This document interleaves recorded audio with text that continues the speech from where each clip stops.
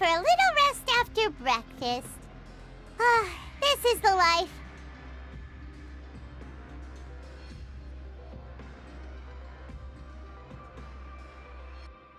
Wait a sec. Isn't something important supposed to happen today?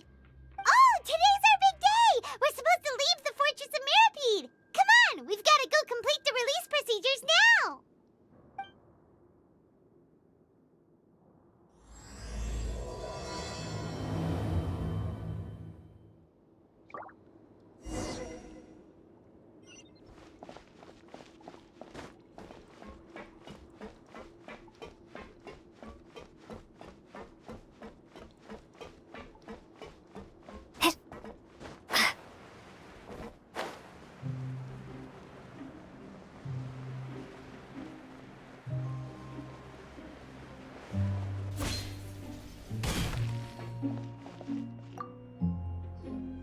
Please, sign here. This document will be effective immediately upon signing, and you two may exit the Fortress of Mirapede via the regular channels. It's been so long since we've been to the surface. Let's hurry up and... Huh? What's happening?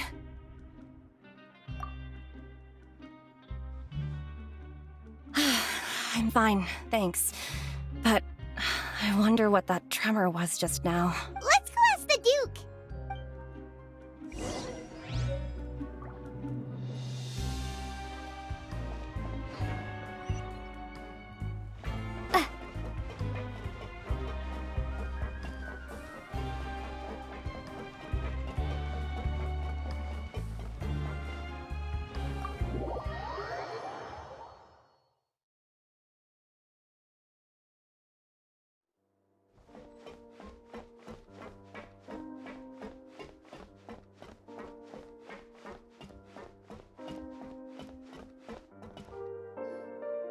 Your Grace?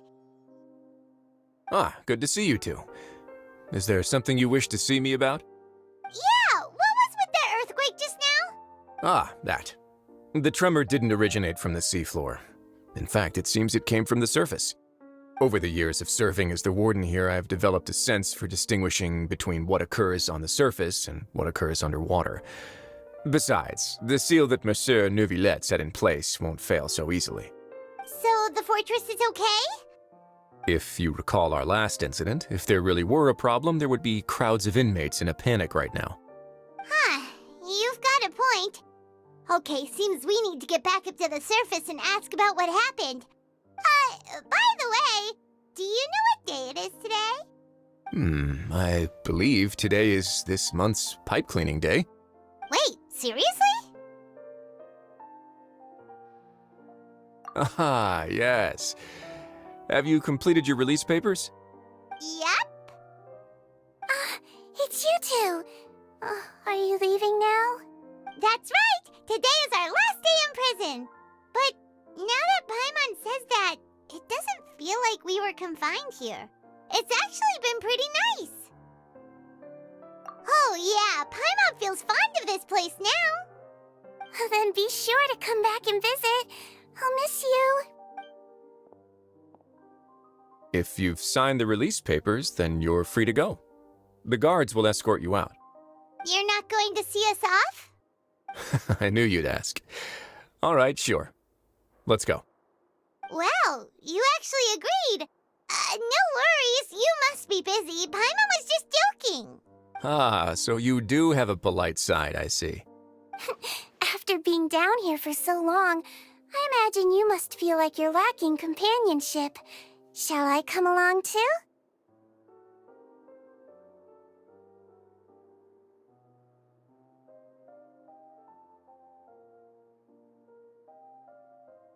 Yeah, don't worry, we'll come back to see you. Paimon really likes the cafeteria here. The chefs sure do know how to make good grub. I hope you won't be here as convicts the next time I see you. We'll do our best to stay out of trouble. Well, it seems our work in the Fortress of Mirapede is finished. That's the end of another chapter in our journey.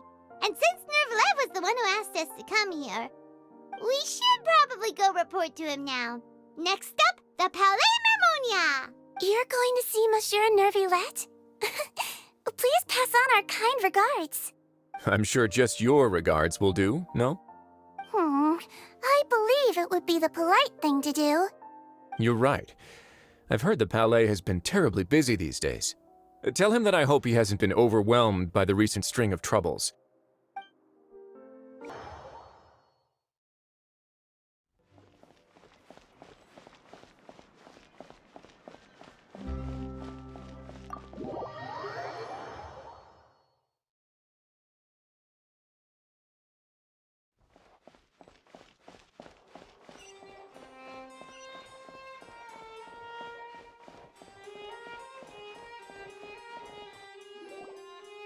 The Palais Mermonia sure is buzzing with activity today.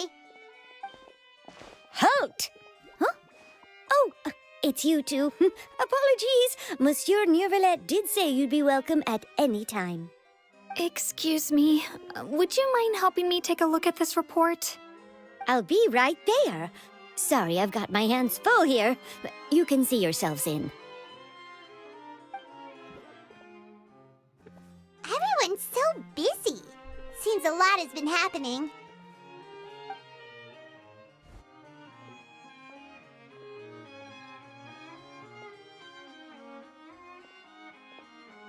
Neuvillette! Hello. You've come at the right time, but you'll have to wait for just a moment, as there are some urgent matters I must tend to first. In the meantime, please, have a seat. If you'd like to have something to drink, let the Melusine outside know. That's all right. We just ate. Very well, then. Let's take a break over there while we wait for him to finish his work.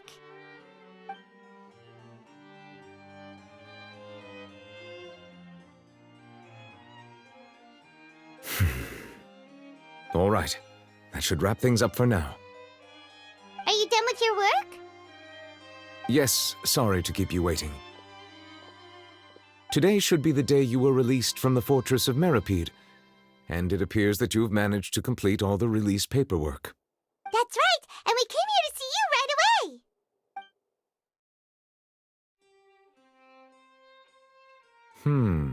A massive whale. Do you have any idea what that might be? Judging from your description, that cannot have occurred in any ordinary waters, but rather something like the primordial sea. A whale of that size and shape cannot usually be found in the waters of Tevat. Therefore, we can only assume that Child is presently immersed in primordial seawater. Immersed in primordial seawater? But how? And is he okay? Most people wouldn't be capable of entering in the first place. I'm not completely sure how he could have gotten there myself.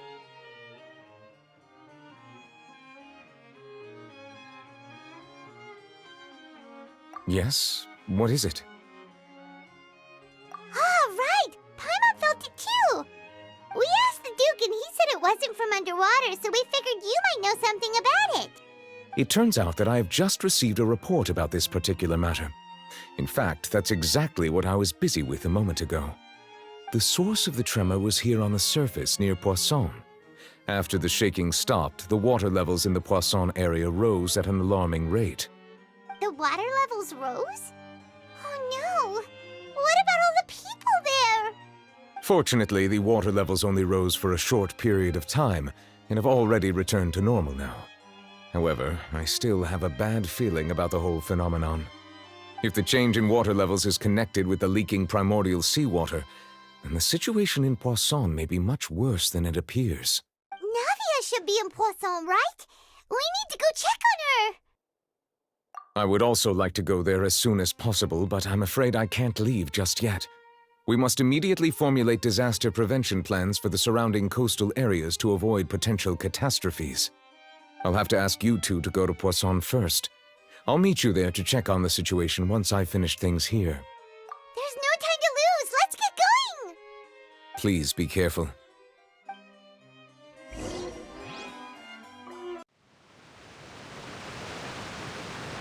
Oh no! What happened here?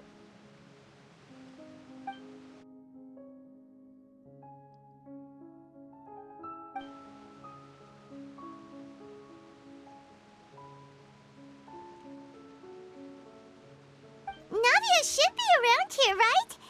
We need to make sure she's still... Paimon means we need to check on her.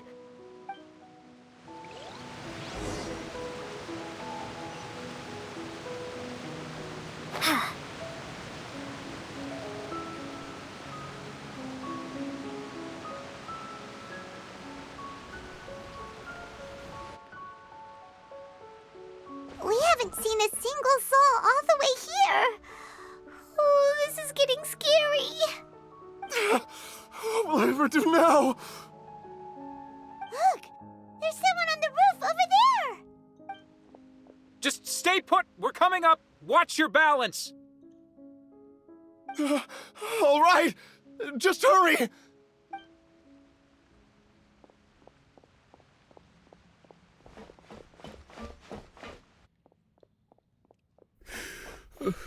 I'm not young anymore. How will I survive on my own?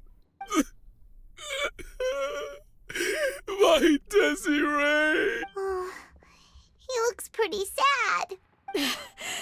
My leg! My leg! How could this have happened? It hurts! Just hang in there. Help is on the way. You can hold my hand if it makes you feel better.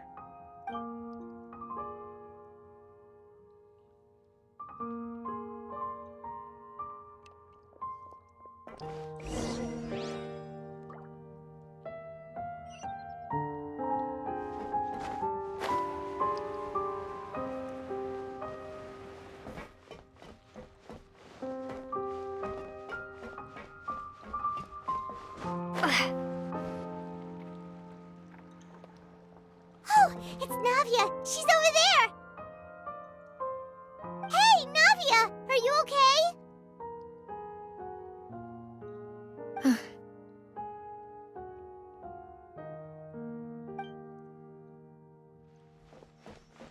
You're here. We heard there was a situation in Poisson, so we came as quickly as we could. Yes. As you can see, the water level suddenly rose. It caused quite the disturbance, in fact.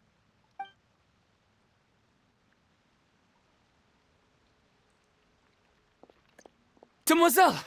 There was a wounded resident next to a building southeast of here. We've already transported him to safety, but we've run out of medical supplies. He's wounded? How badly? He fell, so it's probably a broken leg. He's pretty shaken up. When the water level rose, he desperately climbed up to the roof. Once the water receded and he saw the ground, he became terrified and eventually... He jumped down then. Find the leader of Squad 1 and tell him to take the wounded resident to see a doctor. He should know where to go. Understood. I'll take over his search and rescue mission in the meantime. All right. You'll be in charge. I'm sorry. Where were we? The situation in Poisson? Right. Allow me to explain. A little earlier, we suddenly heard a loud noise. At first, everyone thought that something might have exploded on an aquabus. But before we knew it, water started pouring out from everywhere. The rushing water seemed a little odd, almost like the unique color of primordial seawater. Some people didn't realize the danger and thought it was just ordinary water, leaking from somewhere. Everyone on the street who happened to be close to the water didn't have a chance to escape. As the water levels rose, they suddenly disappeared.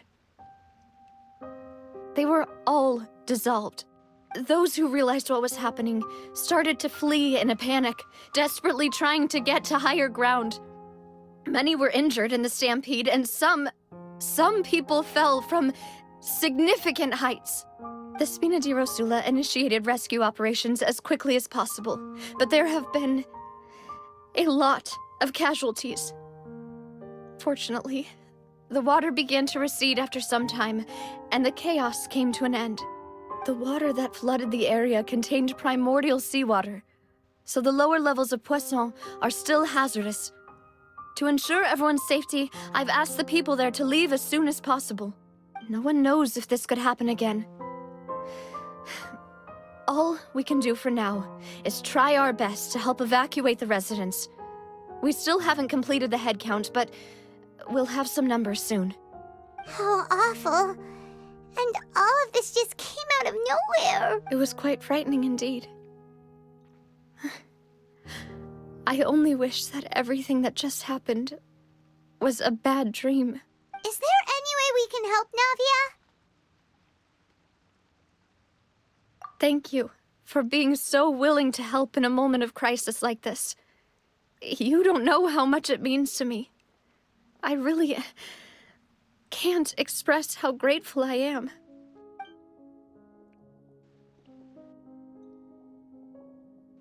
Don't say that, Navia. That's what friends are for. Demoiselle! We've got a situation here! I'll be right there. Sorry, I need to go for now. And off she goes.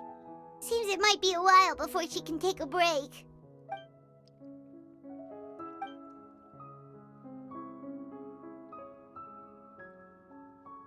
Okay, the wounded are being tended to, and we finished a preliminary head count. More support has just arrived, so I suppose I finally have a moment to focus on my own matters. Of course, we should remain ready for anything, and continue doing our best to rescue others. I'll be sure to have everyone at the Spina di Rosula ready to render assistance. Traveler, Paimon, would you two accompany me to my father's grave for a moment? Huh? Right now? Thank you.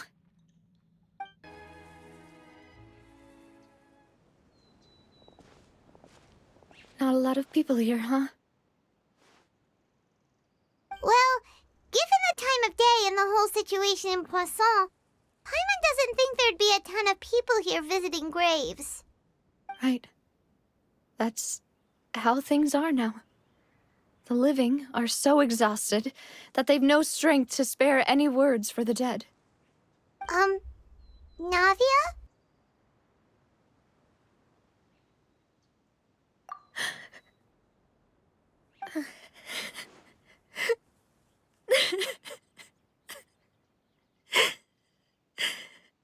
Navia, what's wrong?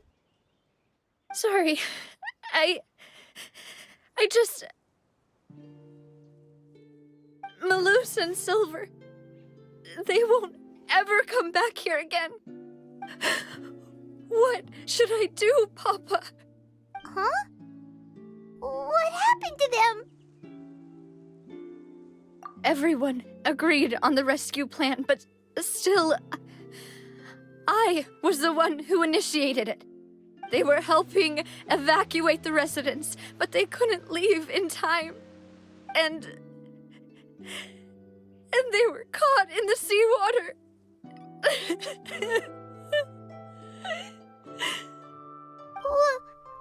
What should we do? I've known them for so long. And I know they weren't afraid. But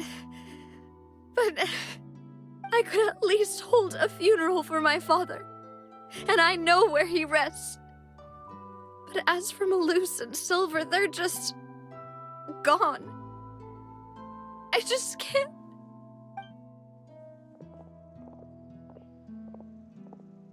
Everything looks so clean after it rains.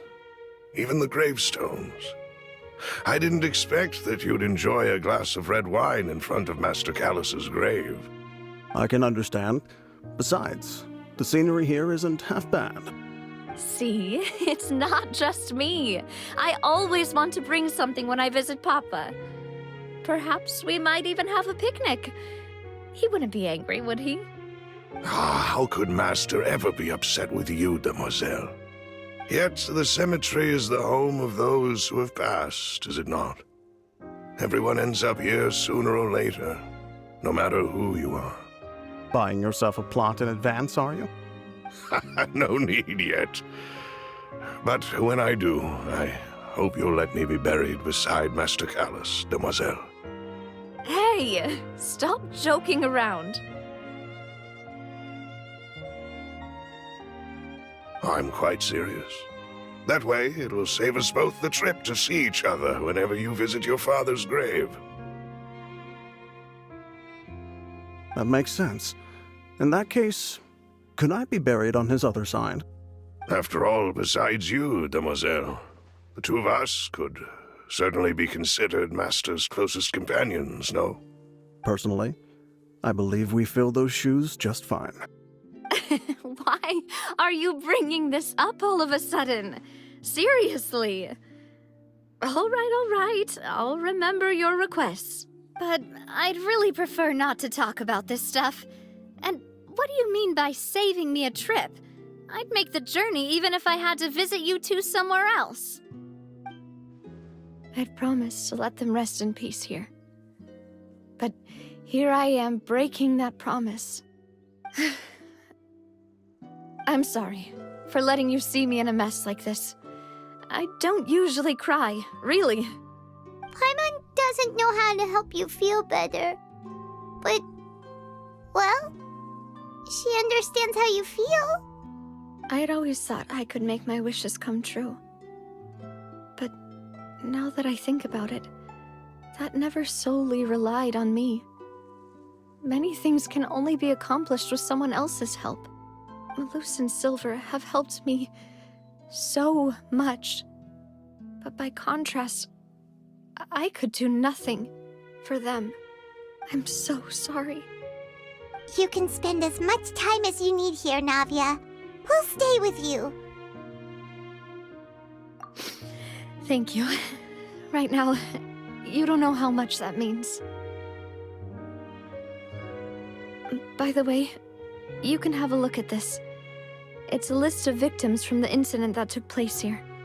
Obena, Khan, Burnett, Giverny, Francine, Karina, Daisy Ray, Joinville, Julianne, Esson, as well as Malus and Silver. So, everyone else is safe. But still... It's okay. I know what you're thinking. And you're right. We lost Malus and Silver. But we were able to save more than we anticipated. The overall outcome indicates that the cost was worth it.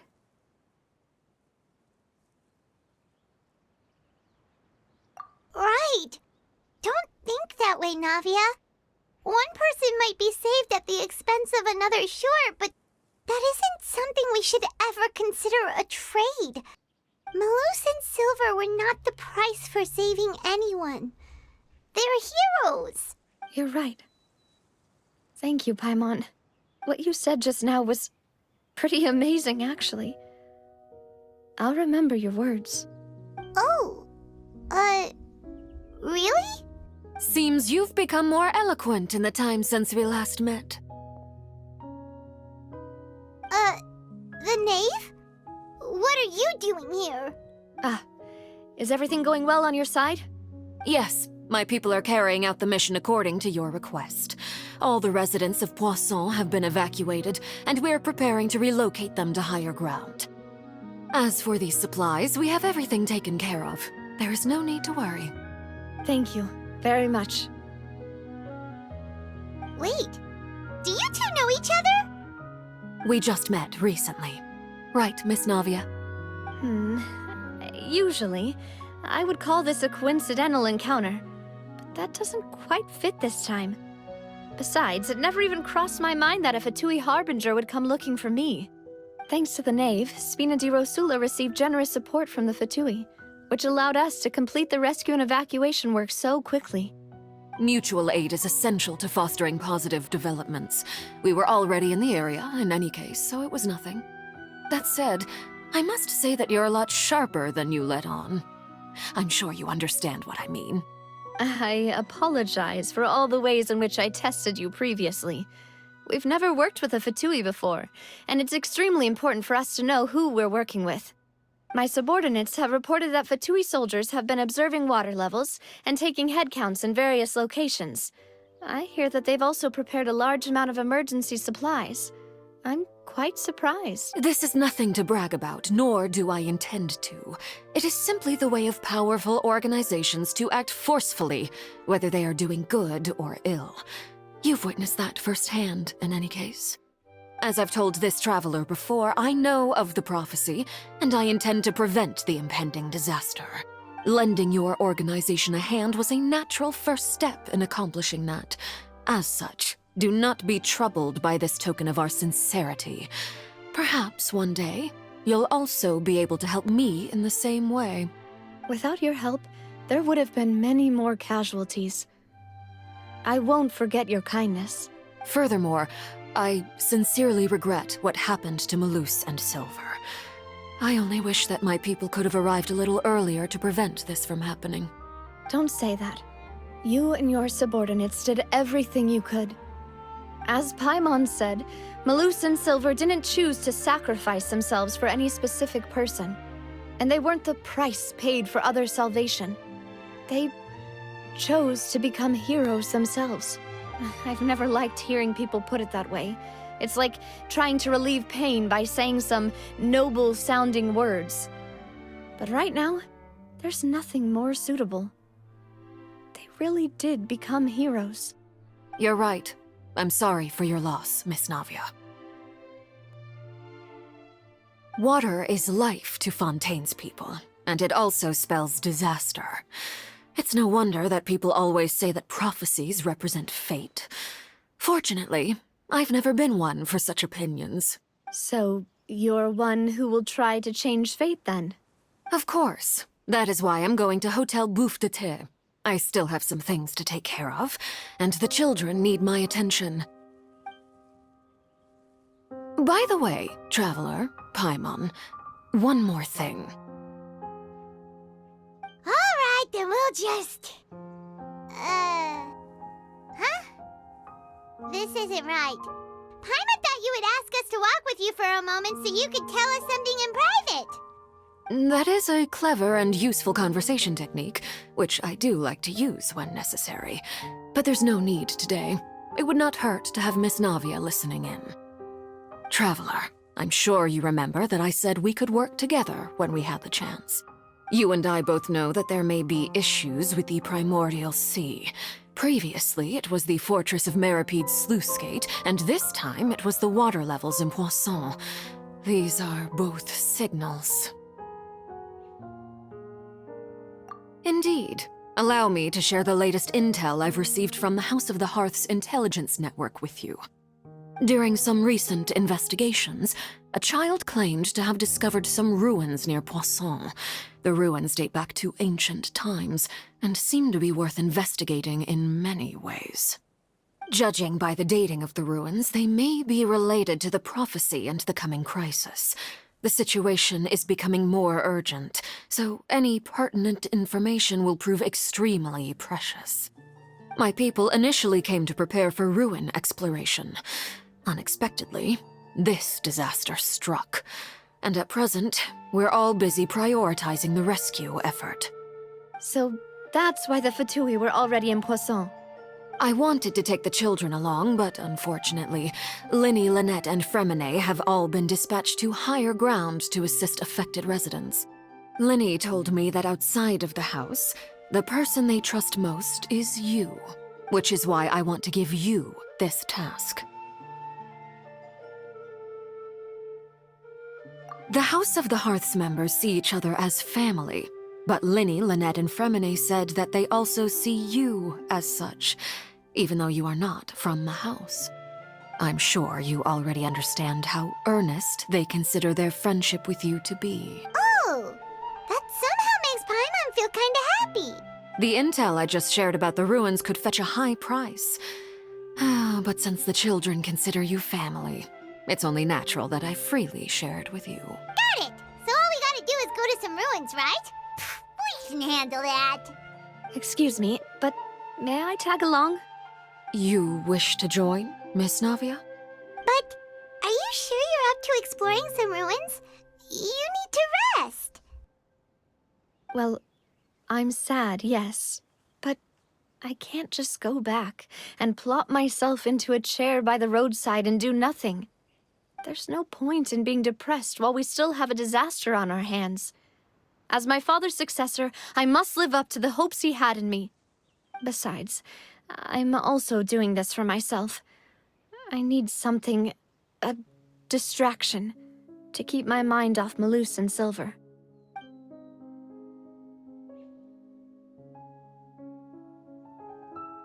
Since you put it that way, I have no objections. What do you say, traveler? All right. The ruins are to the south of Poisson. Here's the map. Okay, the three of us will handle it. Come on, let's pack up and get going.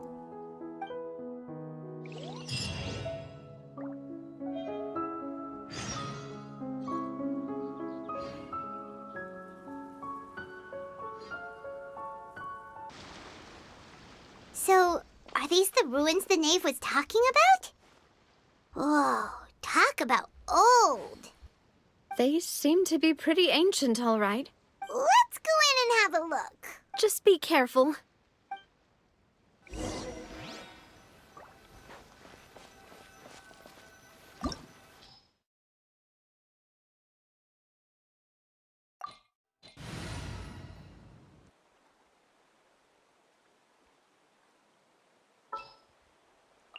May knowledge guide you.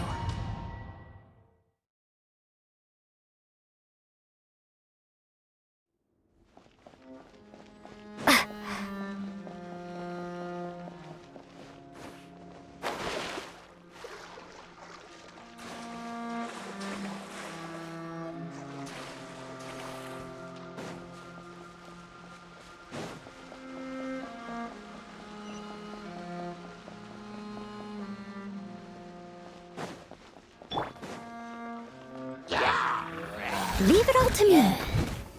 Rain outlines your fate. Incoming. Hey!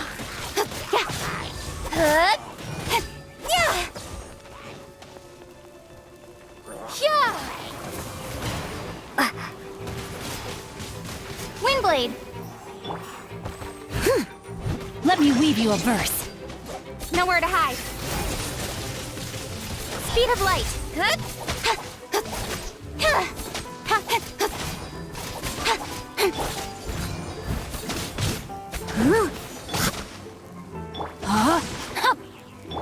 Don't blink! Hey!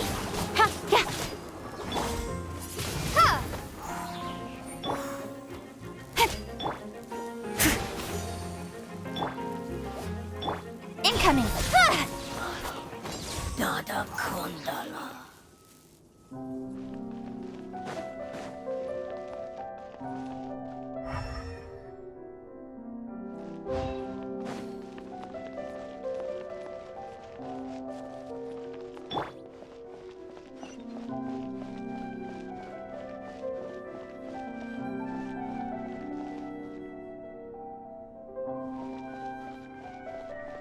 Watch it! The floor here isn't safe! Speed of light! Hey! Prepare to be blown away!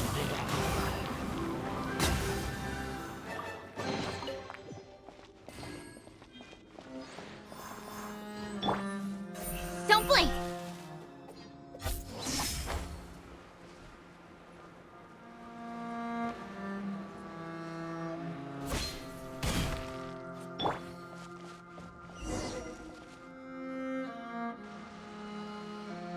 This place has also been contaminated by primordial seawater. Yeah. And a lot of it, too. A Fontanian would most likely dissolve the moment they fell in. Right! You can't go down if there's primordial seawater. It's too dangerous, and it won't be any help for you to just stay here. Don't get by my wrong. We're not saying you're useless. It's just that... No, you're right.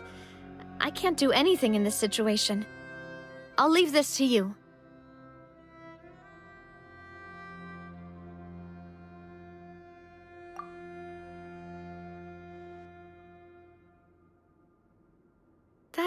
complicates things. Maybe the only way left is forward. In that case, do you want to wait for us here?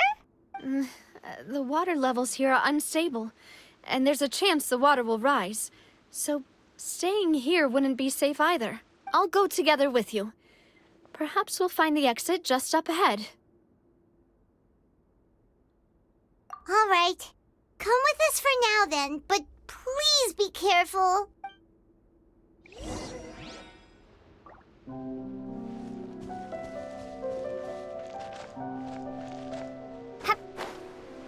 Oh no, it's a dead end! Let's try climbing over from the side.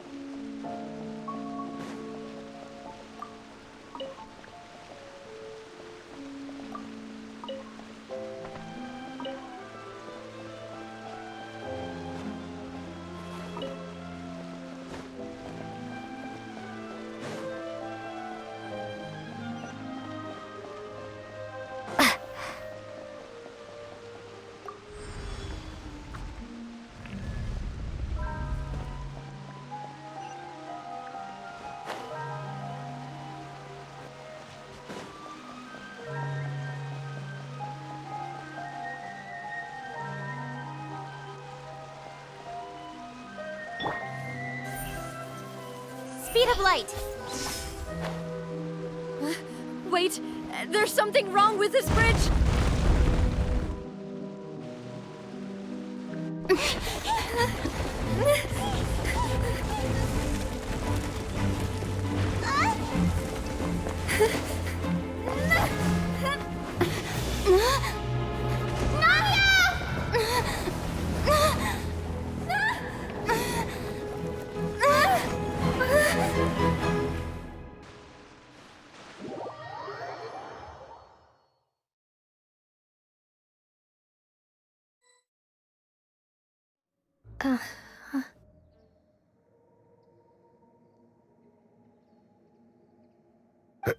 Demoiselle?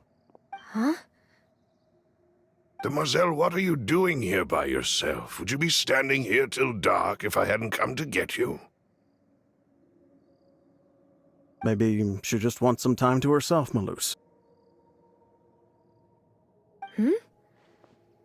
Oh, was I sleeping? Yes, it would appear so. I must be tired. That's quite possible. However, you were the one that suggested we go out for a walk. Oh, right. I nearly forgot. It must have slipped my mind when I dozed off. I haven't had a nap today yet. This is a familiar feeling, yet something's a little strange. Is something the matter, Demoiselle? Oh, no. No, I'm fine. I was just trying to recall why we came out for a walk. Do you remember Mr. Giverny? He'd requested our help before with foreign merchants who had a debt dispute with him, and we'd resolved the matter not long ago. We were headed to see how things were going with him at the moment. Ah, right. Yes. I remember now. Oh, Miss Navia. Ah, Mr. Malus, and Mr. Silver, too. It's good to see all of you. How have you been? I've been great. Thanks to your help, those bothersome merchants finally realized that I wasn't the one they were looking for. Why, I wasn't even the guarantor for that person. They were knocking at my door day and night. Even my neighbor, Obina, was getting fed up with them. Sometimes force is required to calm someone down and get them to listen to what you have to say. That's right. Oh, by the way, Burnett, what was it that you wanted to give to Miss Navia again? Oh, yes. One moment, I have it right here. Miss Navia, these are some flower seeds that I prepared. Please take them. They're a very good variety, and they'll become very big and beautiful once they bloom. I don't know what we would have done without your help, so this is a little token of our appreciation. Ah, did you cultivate them yourself? Thank you so much. I'll certainly take them. Maloose, we do still have some empty flower pots at home, right? Why, we can have as many pots as you'd like, demoiselle. Perfect. In that case, we'll swap out some of the decorative plants for some of Mrs. Burnett's flowers. Very well. Wait. Something seems to be off here. Excuse me, madam. If I'm not mistaken, your name is Burnett, correct? That's right. Is something wrong? No, it's nothing. This is the first time we've ever met, but your name seemed familiar to me. I must have heard it when I was discussing things with your husband previously. I've heard this name before. Sometime recently, I'm sure of it. And why are there so few people around here? Where did everyone go? We must mind the time, demoiselle. We still have important things to attend to today. Huh? We do? Like what? Well, now, did you forget? Miss Navia, here you are. I've been looking for you. Please, come to the Opera House. Your trial is about to begin. My trial? Wait, why would I need to go to the Opera House? Yes, she's right, demoiselle. It's just about time now, so we should get going. Oh?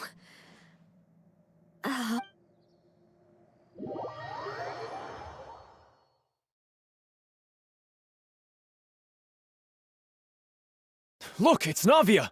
She's here! And her two attendants are with her. Goodness, everyone's finally here. There sure are a lot of people here to see the trial. And they all seem to be oddly excited about something. I even know some of these people. Karina, Desiree, Joyville, Jolien, Essen. Why are so many people here? And as for the judge... huh? Where's Monsieur Neuvillette? Please sit in the defendant's seat. Don't worry, Silver and I shall accompany you. All right. But are you sure you can stand behind me? Typically, it wouldn't be allowed, but today is an exception. Hey, what kind of place do they think this is? Come on, do they have any idea what they're doing? Seriously. Enough with the whispering! Could someone please tell me where Monsieur Neuvillette is? And why I'm standing trial? My dear Miss Navia, have you not yet realized what you've done? In that case, allow me to explain. As all here know, you are Master Callus's successor, the head of the Spina di Rosula, someone held in high regard by every soul in Poisson. After you took over the Spina, you treated all of us just like the late Master Callus had. If anyone in need reached out to you for help, you responded. Not only you, but your butler, your subordinates, nearly everyone in the Spina di Rosula fought for the well-being of those in Poisson. Wait a moment. Aren't you just proving that I'm a good person? Yes, correct. Absolutely right. And that is why you stand accused.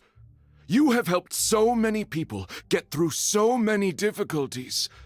You are one with us. We are inseparable. We are one big family, all of us who are from Poisson, inextricably linked. And with you being so important, we couldn't possibly do without you. Therefore, this fair and honorable court shall declare you guilty, and you shall stay here. You will be together with us forever. Huh? What are you saying? Everything you have said is correct. I have indeed done a lot for my hometown, and I would be willing to be with you all, but what is the purpose of having me stand here like this? What is there to discuss? Ah, well, if that's what you think, then I have no further comments. How wonderful, Miss Navia!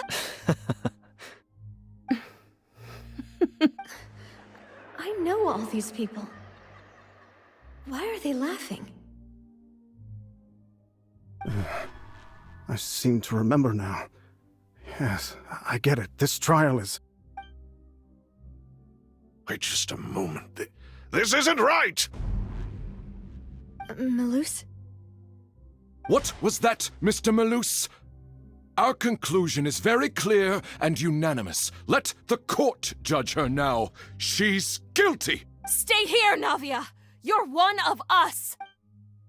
Demoiselle, don't admit guilt. This trial means to keep you here forever. I wish to exercise my right to defend Our Lady. Mistress Ronville, you only know of Navia's goodness, but nothing of her utterly independent mind. She was born a free and independent spirit. She has never been tied down by anything. Indeed, even the death of Master Callus couldn't stop her. Her actions cannot serve as proof that she identifies herself as part of any group. She merely acted as an individual, extending her hand to help others. Please do not mistake her actions as being otherwise. Really? As an individual, you say? Don't forget, we are all Fontanians here. This is the nation of justice, the nation of Hydro! Even if Miss Navia only voluntarily rendered her assistance, that doesn't change the fact that her beautiful soul must return to everyone.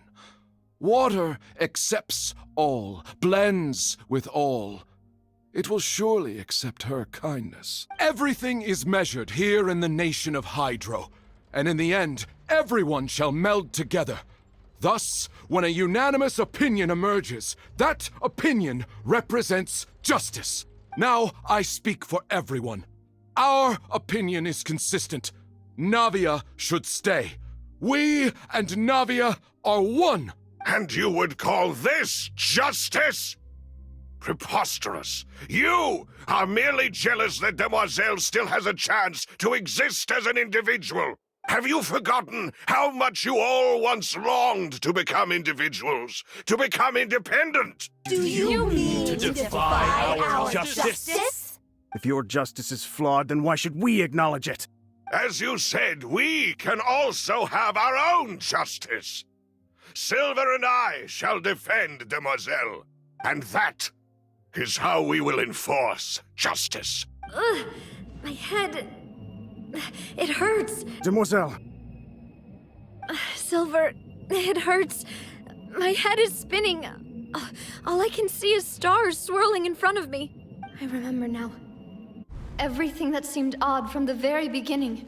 Karina, Desiree, Joyville, Jolien, Essen, and Mr. Giverny and Mrs. Burnett, who we met earlier. Even Malus and Silver. I don't want to admit it, but they're all dead.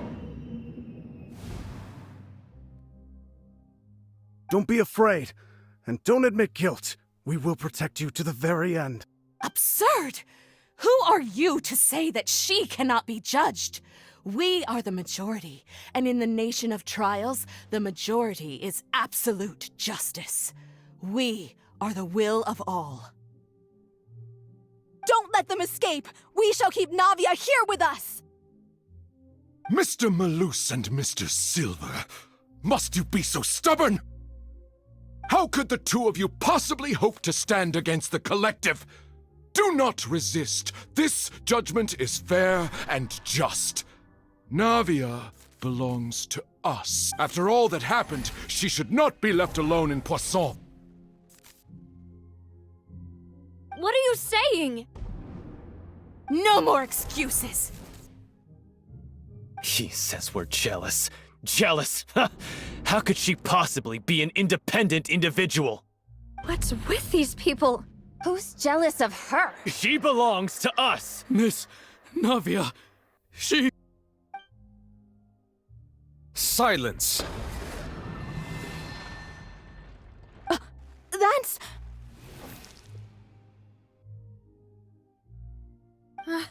Monsieur Neuvillette! Such commotion is prohibited in the court.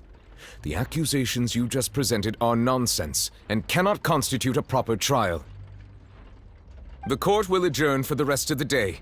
In this, I shall hear no objections from any unauthorized party. Our thanks, Monsieur Neuvillette. Please leave with me, Miss Navia, while there is still time. But... Go on now, demoiselle.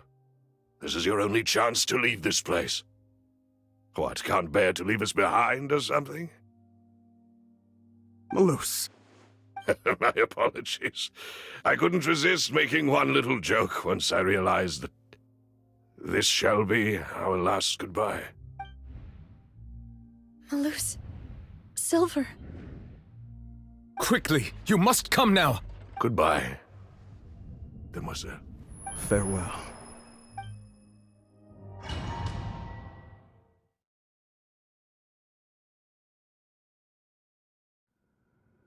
No, wait! Just a second! Navia? You're awake.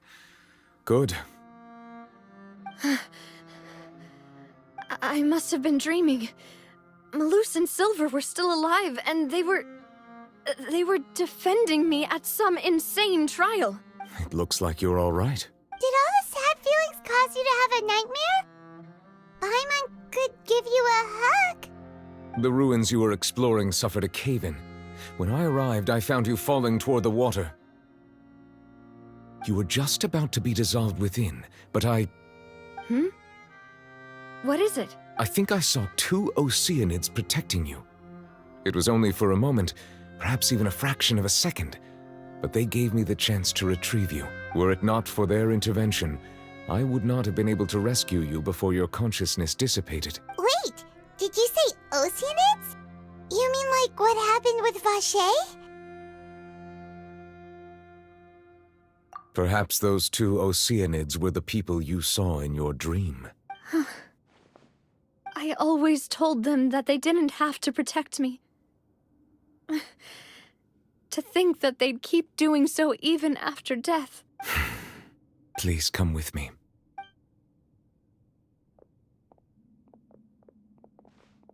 Neuvillette, are you okay? Oh, I am quite all right. Perhaps there's something we could chat about? Why do you look so stiff all of a sudden? Oh, Paimon knows. You're the type who feels awkward when there's nothing to talk about, right? I merely thought that we should give Navia some time to herself. Huh? Why didn't you just say so then? Don't you think it's even more awkward to call us over like this and then have nothing to talk about? I suppose so. Ah, Sigewinne. I hope all is well with her these days. Her work in the Fortress of Meropide has not been too much for her, has it? No way! Don't worry. She's doing fine down there. She's an amazing head nurse. I see. Well, that is good. I have always worried that Sigewinne would need a lot of time to understand the world of humanity, just as I have. Oh, and the Duke also says hi. Even though Sigewinne made him do that. He hopes that you haven't been overwhelmed by all that's happened lately. Thank you. I have indeed been busy lately, and I also hope that everything is going well in the Fortress of Meropide. He still doesn't know what to talk about. Let's chat about something else then. So, Neuvillette, you're probably quite the swimmer, huh? Yes, of This isn't going anywhere. Let's try something else.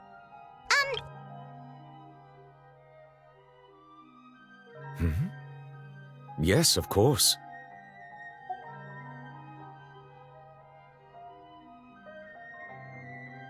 Yes, in fact.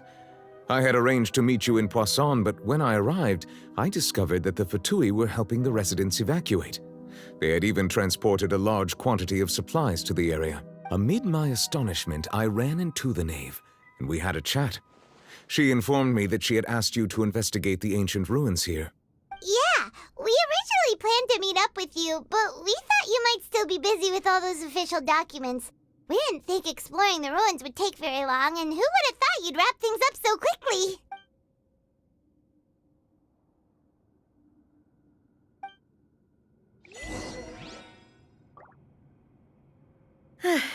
I'm sorry to have kept you all waiting like that. I'm feeling much better now. I guess we should get going again. Will you come with us, Monsieur Neuvillette? Yes, if you wouldn't mind my company. All right! Another one joins the party! Let's get going then!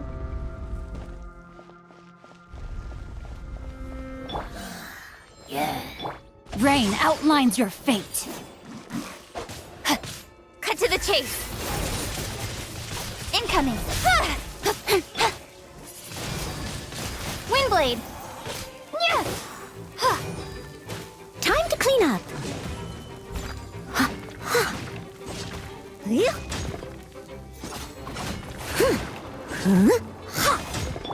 No, my sword. Witness the power of Go. Speed of light.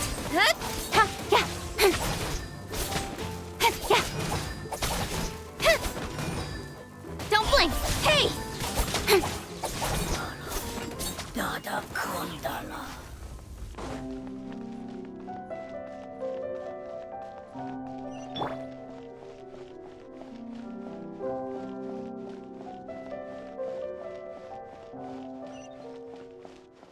Oh no! Another unstable path! Watch your step!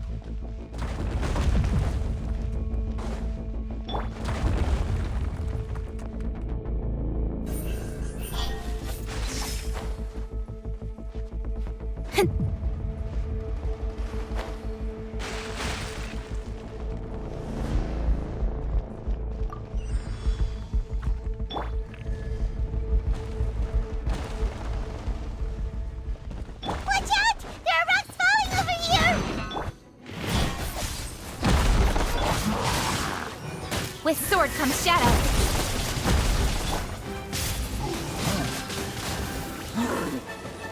Be gone! Incoming.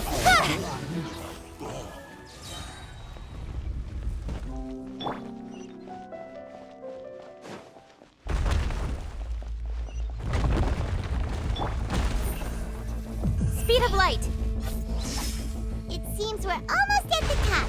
Keep it up!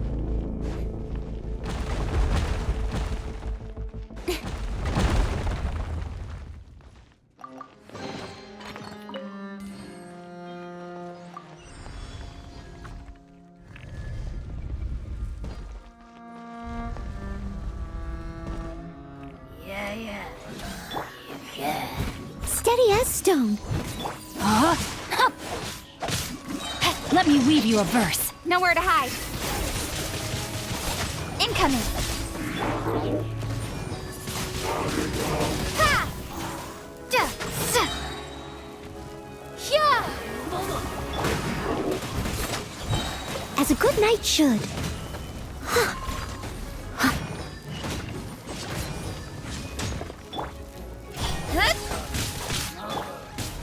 Windblade.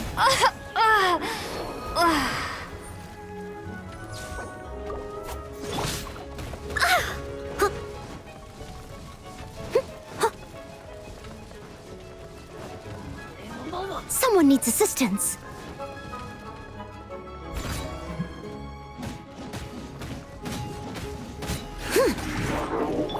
Don't blink. Hey! Rain outlines your fate. With sword comes shadow. Incoming.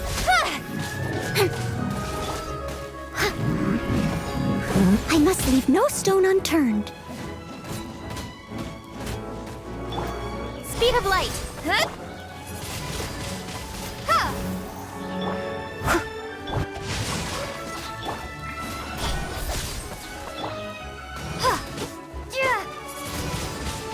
Windblade.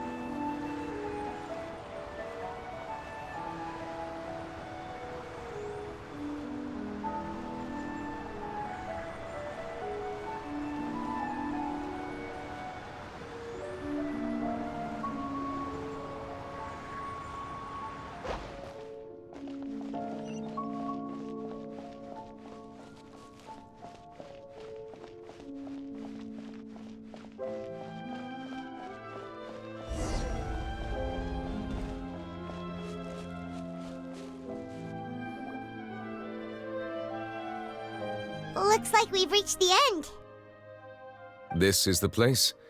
There should not be any other hidden spaces in the vicinity. The path sure had some twists and turns, but it turns out that this place isn't actually that big.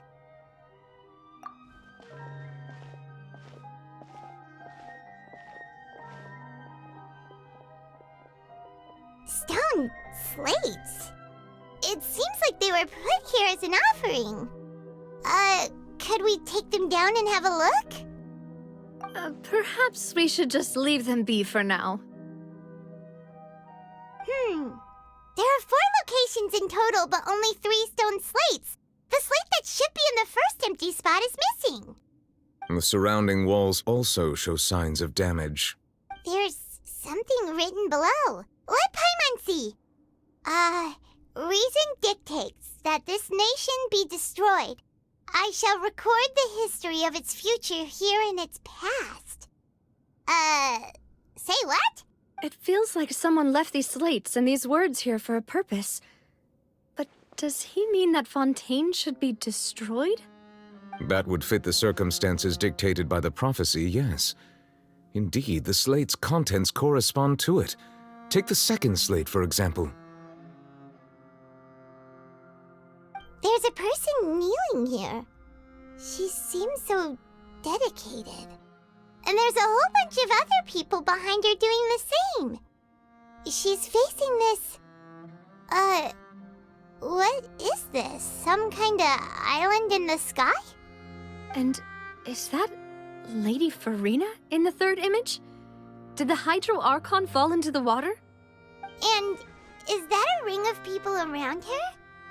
Paimon doesn't quite get it. Are they all in the water? The fourth image. I know this one. This exactly matches the content of the prophecy.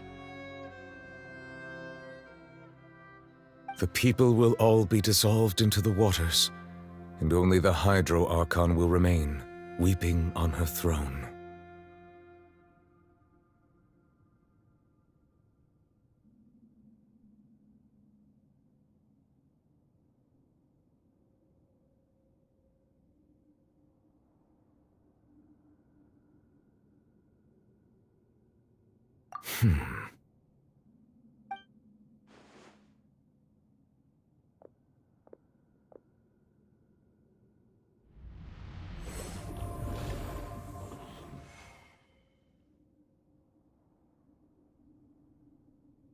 More information should be hidden in these slates, but I fear I cannot easily uncover it, most likely due to us missing the first slate. I am very sorry. Don't blame yourself, Monsieur Neuvillette. Deciphering ancient stone slates isn't one of your duties. Ooh, Paimon's getting the chills just looking at these slates. This says that it's the history of the future, right? That means the prophecy's sure to come true. I really hope it doesn't mean that. Still, Paimon feels like these images are kind of weird when you look at them together.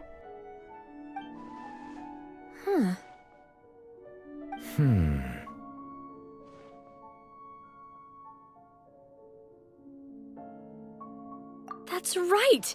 If the images are in chronological order, shouldn't the fourth, the waters drowning Fontaine, come before the third, where the Hydro Archon herself falls into the water? And yet the order is reversed here.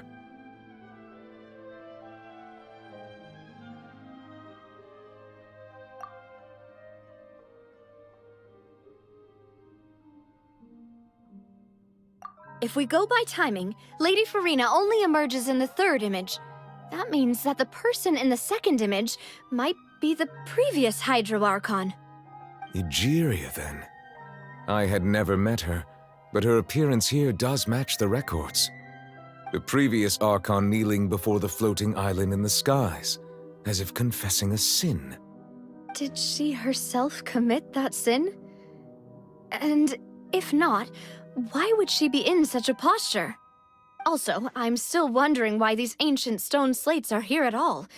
Judging from their contents, could this place be the origin of the prophecy? Does that mean that someone, or some people once saw these slates? But who would have created these slates and left these words here?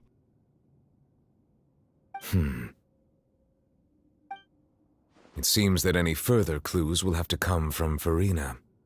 In that case, there's no time to lose. There's nothing else to be gained here, so let's head back first. Yeah, we'd better get somewhere safe for now.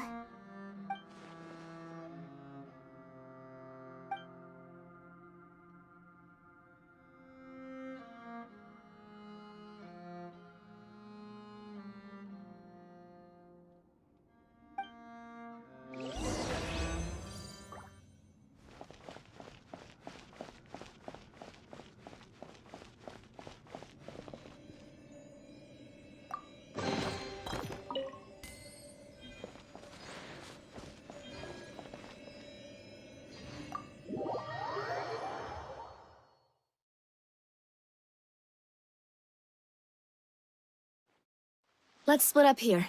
I'm going to check on what's happening with the Spina. You know how it is. There's some things you just need to be there for yourself. You still have energy for that, Navia? Paimon's already beat. Just head back to the Fleuve Cendre and have a rest then. Thanks for keeping me company all this time. I'll depart as well. Thanks for your hard work today. Rest well, everyone. Traveler, I will go talk to Farina tomorrow morning to ask about the stone slates. I'm sure that you're concerned about this matter as well. If you have time, drop by my office. I will share the results of our discussion with you. Are you really going to talk to her about this directly? Will that be a problem? Paimon's getting a little scared now that it's come to this. She has long been harboring secrets, and will not give them up easily, which makes it all the more my duty to ensure that she understands the present situation. All right, we'll leave it in your hands then. You're probably the best person to talk to her anyway. I will be carefully considering my words tonight. Traveler, Paimon, our safe house at the Fleuve Cendre is always open to you, as ever. So please don't think you're an imposition. All right. I'll be on my way then.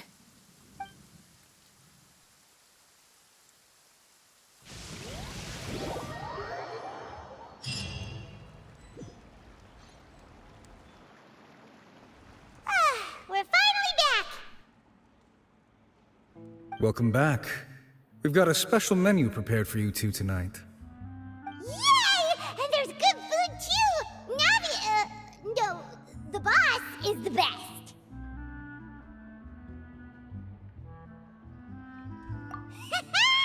Ooh, desserts! Nice! These are all Paimon's! Paimon's already starting to forget what happened today. Oh, that voice. Is that who I think it is? Huh? It's you two. What are you doing in Fontaine?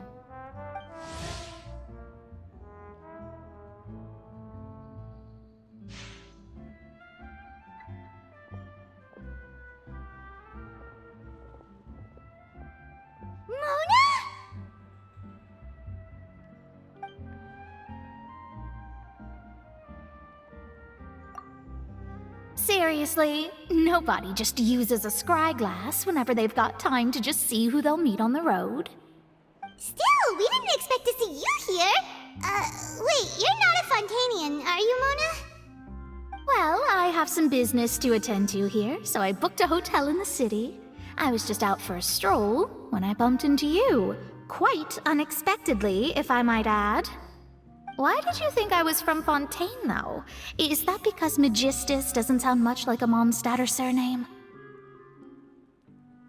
Yeah, let's go with that. Well, I used to have my own surname, which was, well, some other thing. Either way, the old hag told me when she took me as her disciple that the first step to being a great astrologist's pupil was to change that name. There was nothing for it, really. She really is amazing at astrology, so I changed my name to what it is now according to her wishes. To my surprise, however, Magistus is not the name of some ancient house or clan. It isn't? Nope. Although it is used by us in place of surnames, it generally just means great. Wow! Imagine including a boast in your name. Wait, are you gonna have to put that into your genealogy as well? I reckon so. In any case, I'd give my disciple a name like this as well, if I were to take one. Astromancer Barbeloth Trismegistus. Whoa, that's a long one. Does it also mean great or something? My name means Mona the Great Astrologist. As for the old hag, hers is, in plain speech, the thrice as great Scholar of the Stars. Just take it as a title specific to astrologists. Thrice as great? That's so petty. I know, right? That's just how she is. She used to call herself Magistus, actually, but when she took me in, she changed her name to Trismegistus. Talk about excessive. Magistus is thus the calling card of our school, so to speak, which makes it about the same as a surname. It's all right if you don't get it. You can look into it further should you need to study astrology more deeply. That sounds terrible! But anyway, you're not Fontanian, are you, Mona? You're from Mondstadt, right? Well, I was born in Mondstadt, yes.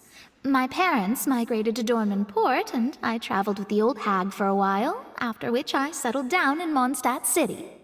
Oh, that's a good thing then. At least we know you won't be dissolved by Fontaine's waters. Speaking of that, I'm sure you're aware that a bunch of things have happened here in Fontaine, right? I know you're not a local, but I'd avoid getting too close to any water that looks strange all the same. There's something ominous about it. Well, the water, I mean.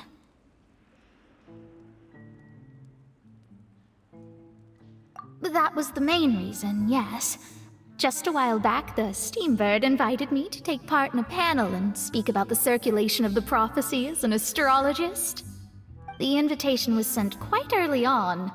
I don't think anyone expected Fontaine to be in this much trouble. What do you make of that prophecy, Mona? Just tell us what you think as an astrologist. Your word would go a long way to make things more certain and less scary. What I can tell you is that I'm an astrologist, and that this prophecy concerns the fate of Fontaine, even that of all Tevat. Ascertaining this is akin to reading the fortune of the whole world. I'm afraid that this is not something that just anyone can do. If I could do it, you would no longer call me an astrologist, but a visionary. But on the flip side, the prophecy is so huge and powerful that it must surely come from a powerful visionary. Its contents involve the fate of the world. Disregarding it would be a mistake. A visionary? Sounds really powerful and all, but does such a person really exist? Of course. The old hag could do it, and I'd bet there are others amongst those Hexenzirkel colleagues of hers who could do something similar.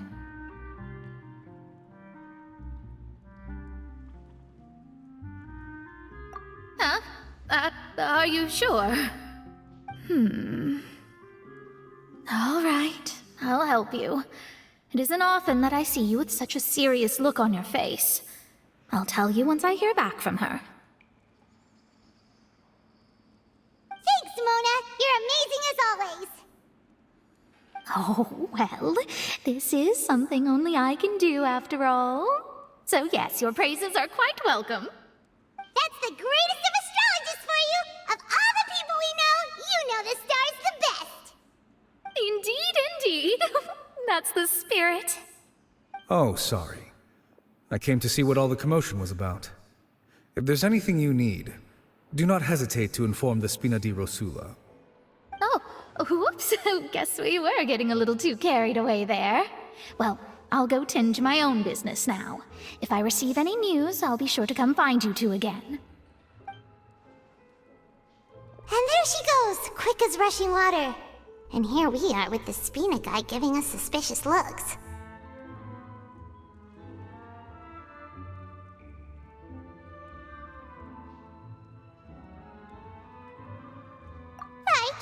But we were able to recruit Mona's help, didn't we? Our Fontanian friends will thank us someday.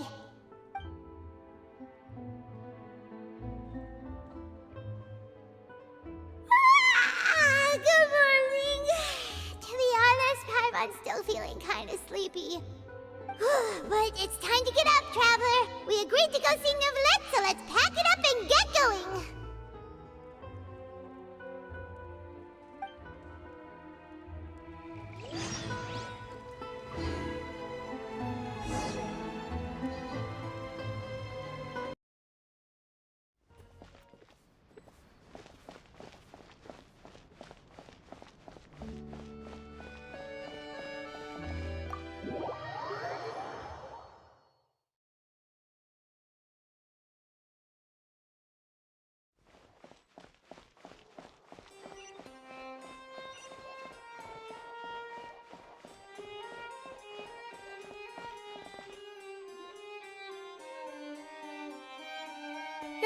You're here! Finally! Is something wrong? Monsieur Neuvillette and Lady Farina, they seem to have gotten into a dispute. Please go see for yourself.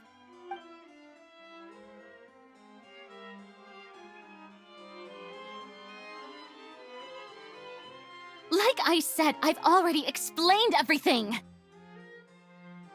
And yet the problem has not been properly solved. There is little space for excuses between us.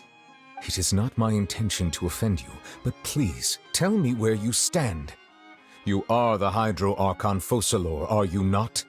Look at this. This is a list of the victims from the recent Poisson incident.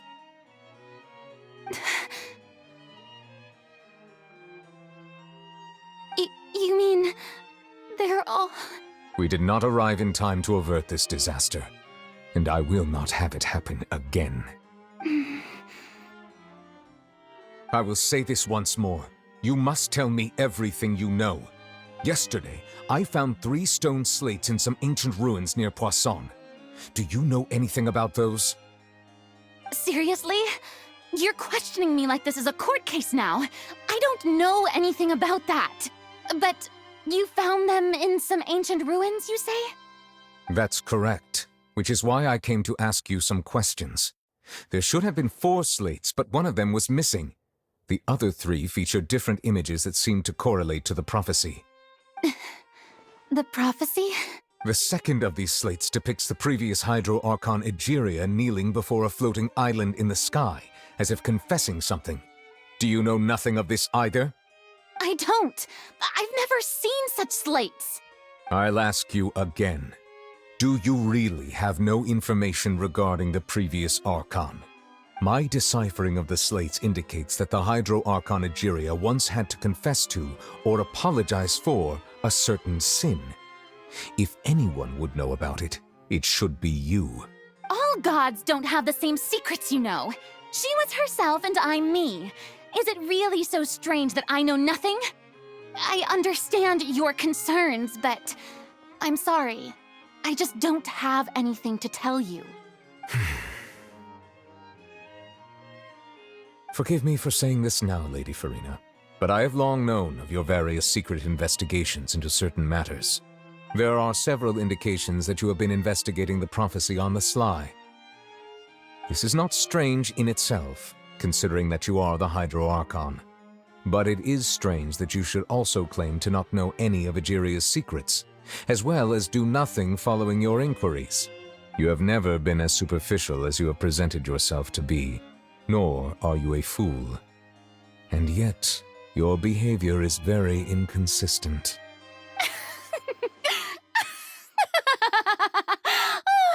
So you've been watching me all this time, have you? I didn't think you were that type. You... Well, since you know about my secret investigations, then you should know I'm actually working to take care of it. There's no point questioning or suspecting me. You're the Eudix, but you're still my subordinate. You should be following my lead. Just trust in me, your Archon, and do as I say. Never mind whether you can truly convince yourself to or not. It'll all turn out fine. That's all I have to say. We do not discuss this matter again. Oh, the opera's about to start. Toodles!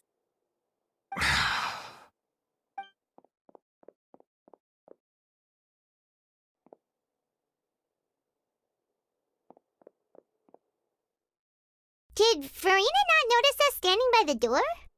Wonder what's up with her. She was smiling. She didn't seem in the mood to care if we were listening in or not.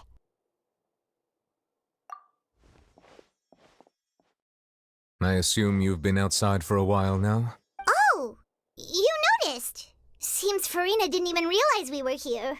She was in a great panic, though I cannot discern the reason.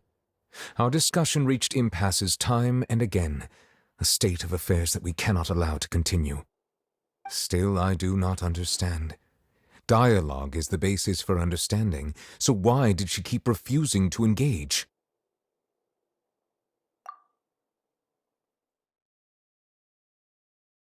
Everyone in her inner circle has noticed that she is hiding some secret. The issue is her attitude. I fear that she will not reveal anything unless absolutely forced to. We may have to create a situation in which she will have no choice but to speak. Oh? Like what? Normally, people will only reveal the truth when standing trial. Perhaps we must have the Hydro Archon experience just such a scenario. But Farina's seen so many trials, and she's really good at dodging questions. How do we make sure that she won't just slip away at the first chance she gets? We will need to consider this thoroughly, join forces with various parties, and then do what we can. If at all possible, I would prefer to recuse myself from this affair, but we must prevent the prophecy from coming to pass. This may be cruel to her, but all Fontaine is in crisis. The information a god possesses is too precious, and so we must take a chance on this. But who will lend us their aid to do such a thing?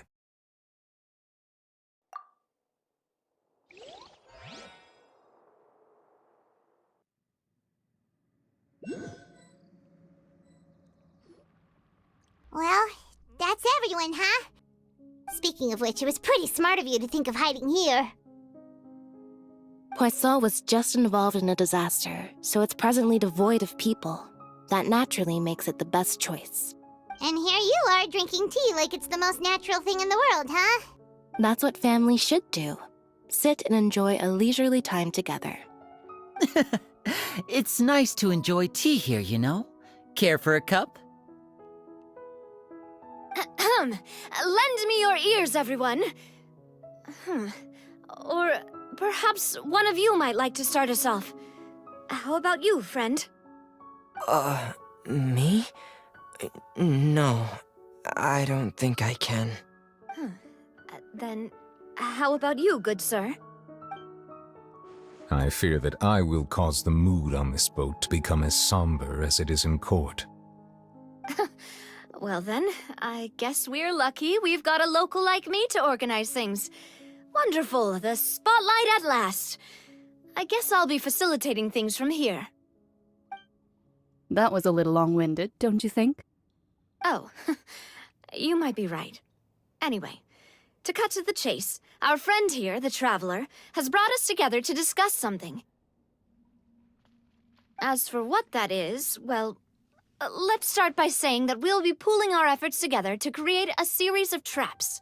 Oh, how intriguing.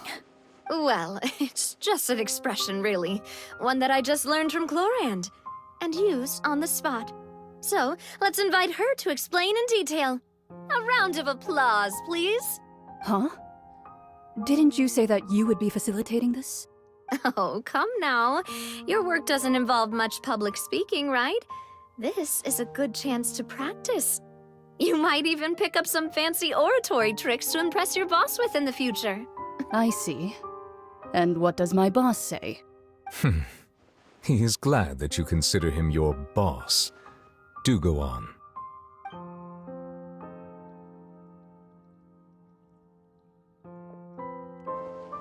In that case, do any of you have experience hunting?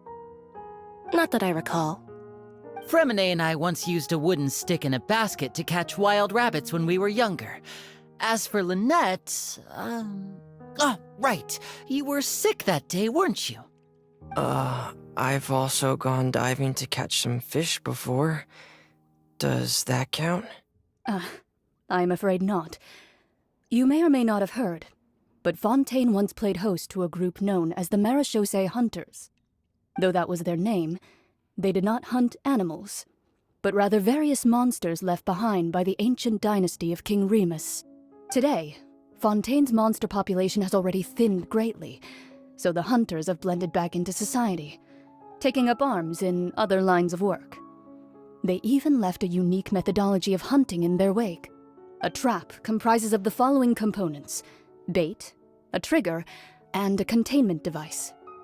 Sometimes a lethal implement will also be necessary to deal with the prey. So, if we were to build a trap together, right now, what would you choose to build it with? For me, I would prefer something basket-shaped. Pigeons and rabbits will see the bait and naturally enter the snare. Our line of work requires a deft hand, and we're some of the best in the industry, so you can count on our techniques. You used some of those techniques while moving the people of Poisson, didn't you? My subordinates mentioned that you even performed some magic for the bawling children. Yes, and I even managed to gather some intelligence in the meantime. I'm quite the multitasker if I do say so myself. I'm afraid I can't claim that as my strong suit. I prefer more stable methods, like placing bait in the water and waiting for the fish to come within reach. That's the kind of method I would count on. Calm and steady. Exactly the kind of person who would catch loads of fish. And I can be their assistant. With discretion, I'm sure. I'd probably use some sort of mechanical animal. Papa once bought me some small clockwork squirrels, mice, and such. When placed in the forest, they can attract others of their kind. I remember that you liked those too, didn't you? I did. And that would be a good way to go about it.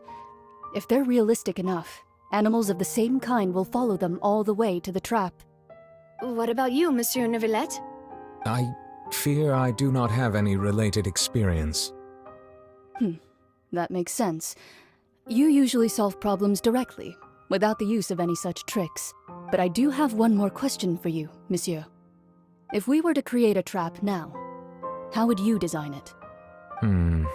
I would like for it to be effective, but bring no harm to the prey. A more gentle trap would be ideal. Kind, as always.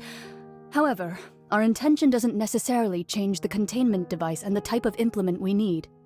If we wanted to kill the prey in one strike, we would need a powerful implement. However, that also goes for prey that must be captured and safely contained. Wait, why's that? Only a hunter who's a true expert at subduing their prey can snare it without harming it. The line that divides life and death is often exceedingly thin. So are we going hunting together? We hadn't thought of seeing ourselves as hunters. It kinda works, but maybe it's still not the best metaphor. If our means of capturing and dealing with our prey is to put them on trial, then the hunting metaphor is actually quite accurate. But we shall require much more courage than any hunter to judge a god, a being whose seat is an exalted throne. Oh, so that's what's going on. Sounds very interesting.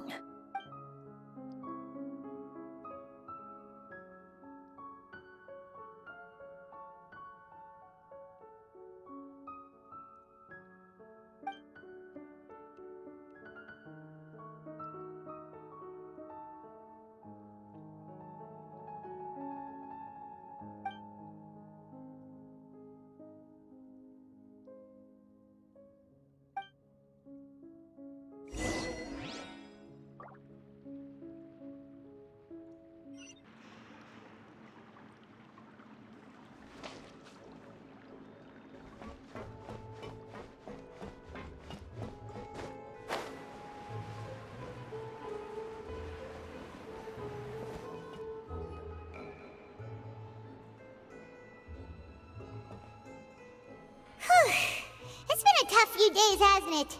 So much has been happening. Paimon didn't think the meetings would go on for so long, but everyone seemed pretty fired up, huh? Paimon thought they'd be at least a little frightened. Well, Fremine was, now that Paimon thinks about it, but everyone else just looked a little surprised. Well... It's hard to say. Paimon doesn't have any experience with this sort of thing. But with you around, Paimon sure will do great. After all, you're the most reliable person in the world, aren't you?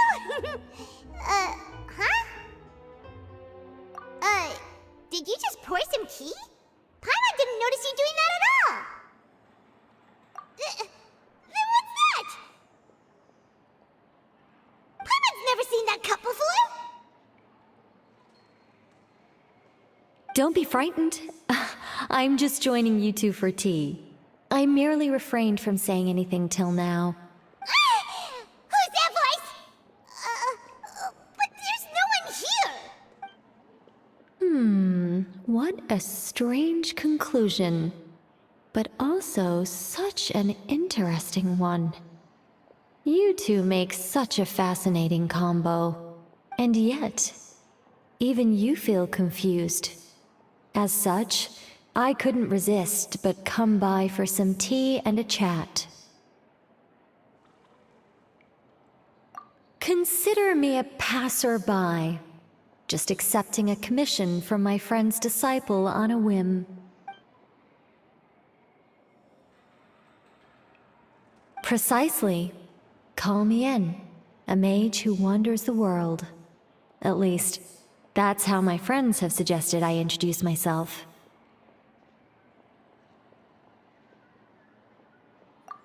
The prophecy.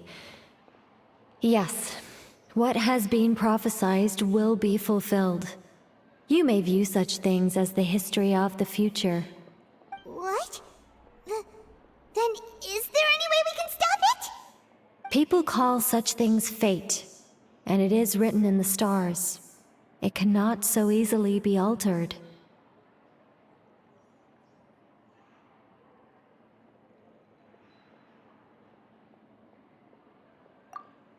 Ah, so you've caught on.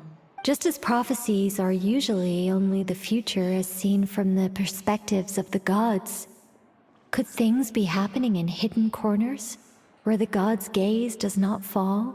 Are the things that you shall see different from the fate that the gods perceive? What is she talking about? It all sounds really impressive and important and stuff, but it also sounds kind of scary.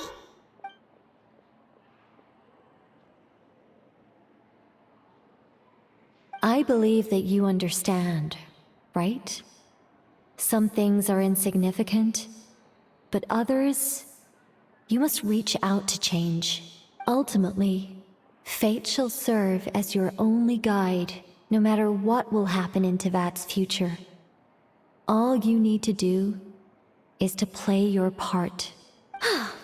This was good tea, by the way. Thank you for your hospitality. Well, that'll be all for today. The voice. It's gone.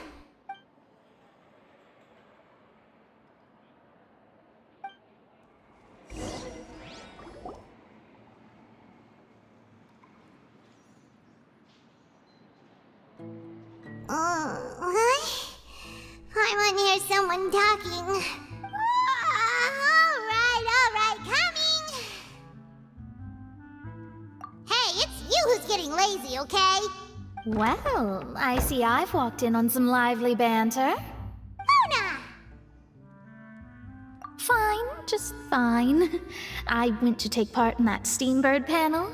It turned out to be more interesting than I expected. Not all Fontainians are pessimistic about this. One journalist mentioned that sitting around and waiting for the end to come would be wrong, and that they should make their own rescue preparations. I agreed, so we had a brief chat with her. Did she have pink hair by any chance? Why, yes, it was Charlotte. I assume you've heard of her, no? That daredevil journalist? I'm in full support of her view. Prophecies are very important, but how can people allow their lives to be commandeered by just a few words? That's right! Paimon's glad to hear something sensible for once. Ah, yes. About what we had discussed before. I did try, but I'm afraid I couldn't reach the old hag. I'll try again tonight, but I wouldn't get your hopes up. Huh?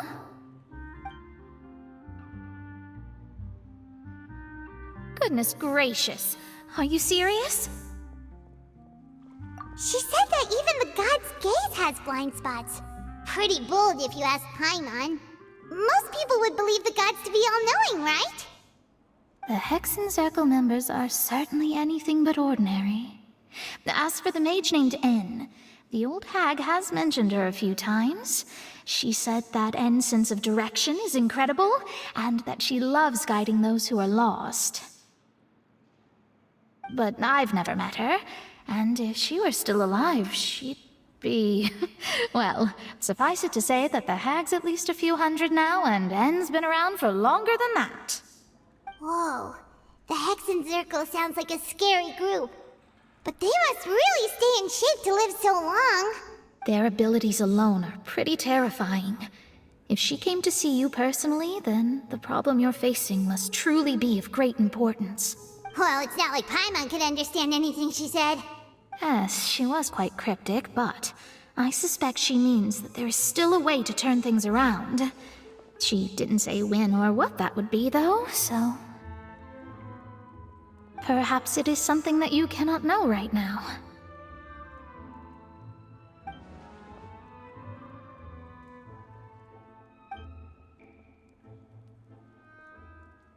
Traveler, Paimon, are you two all right?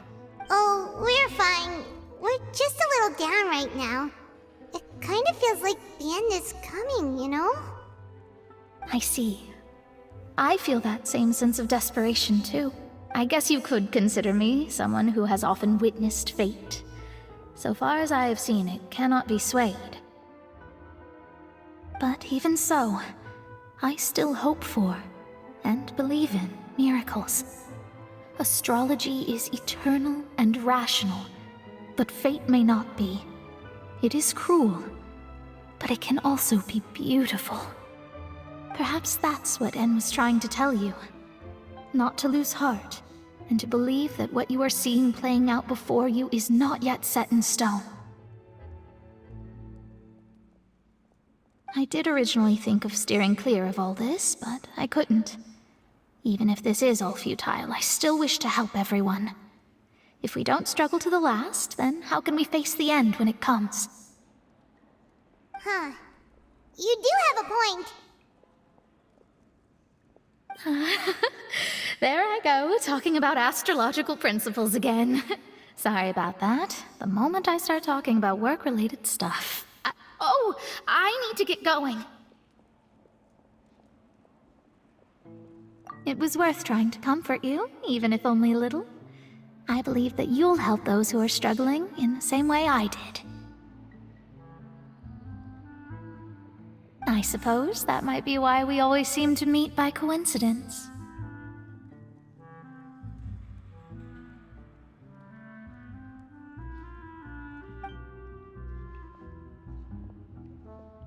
Paimon feels kind of moved by what Mona said, but also kind of sad too.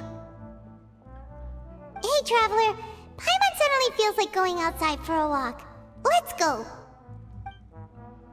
Let's walk around the city, shall we? There's a few spots we always like to walk by. Adventuring underground is way If you want to outrun the law, you need to know how it works.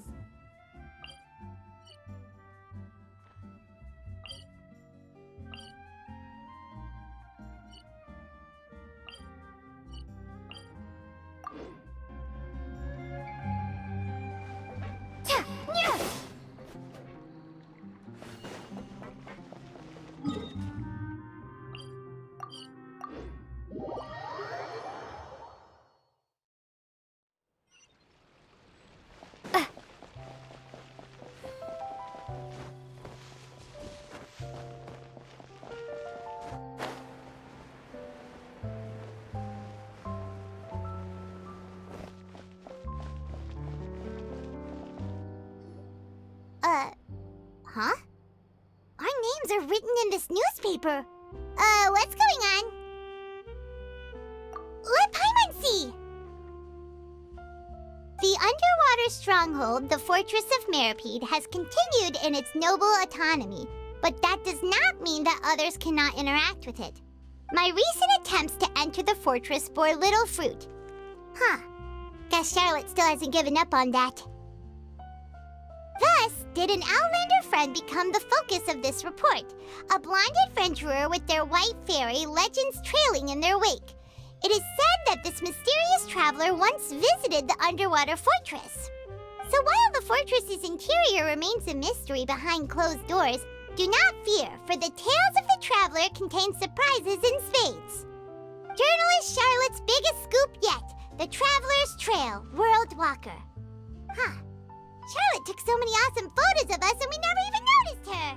She hasn't been able to get a hold of anything at the fortress, so since we're easier to find, she's using us as the subject matter instead? Ugh, seriously? Well, fine. Those headlines and photos do look cool, so Paimon will forgive her this time.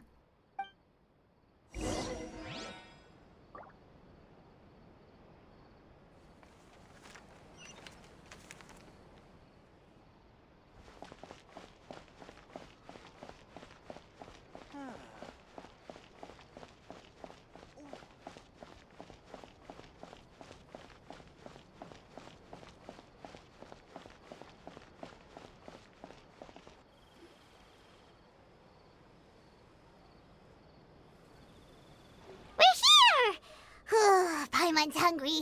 Should we go in and get something to eat?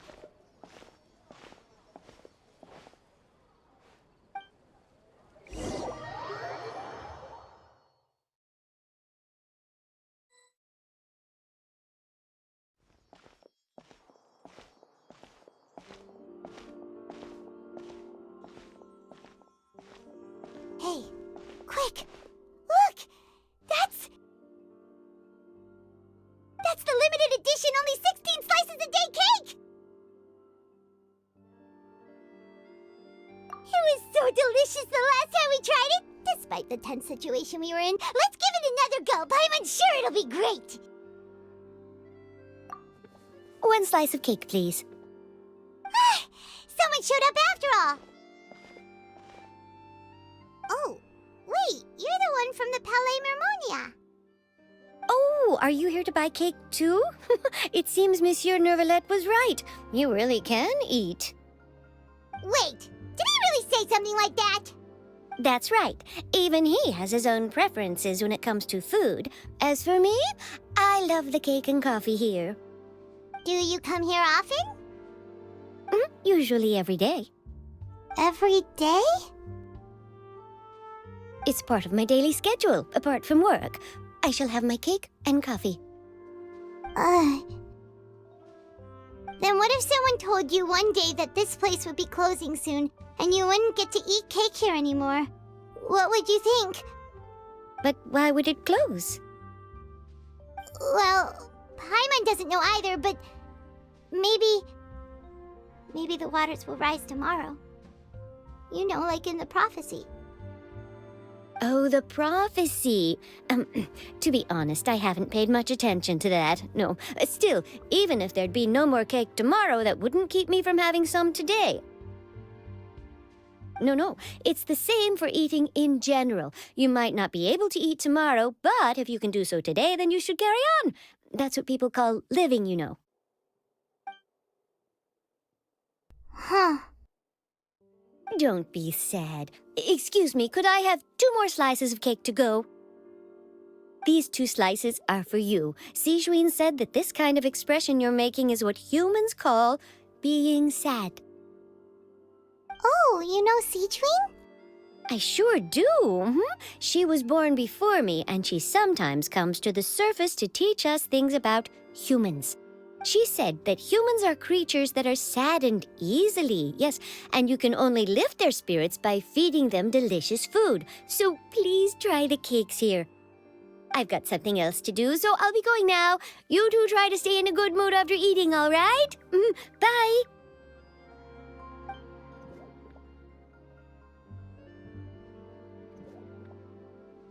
there she goes. All right, let's dig in. I'm unsure this cake will be delicious.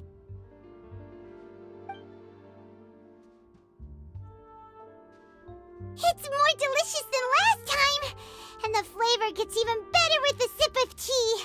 It sure would be nice if we could come again tomorrow. Sure would be nice if we could always eat delicious food here.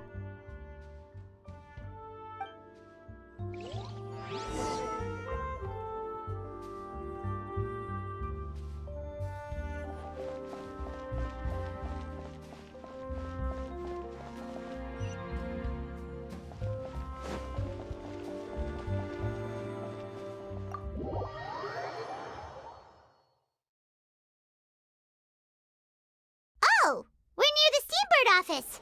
Let's go look for Charlotte and have a chat.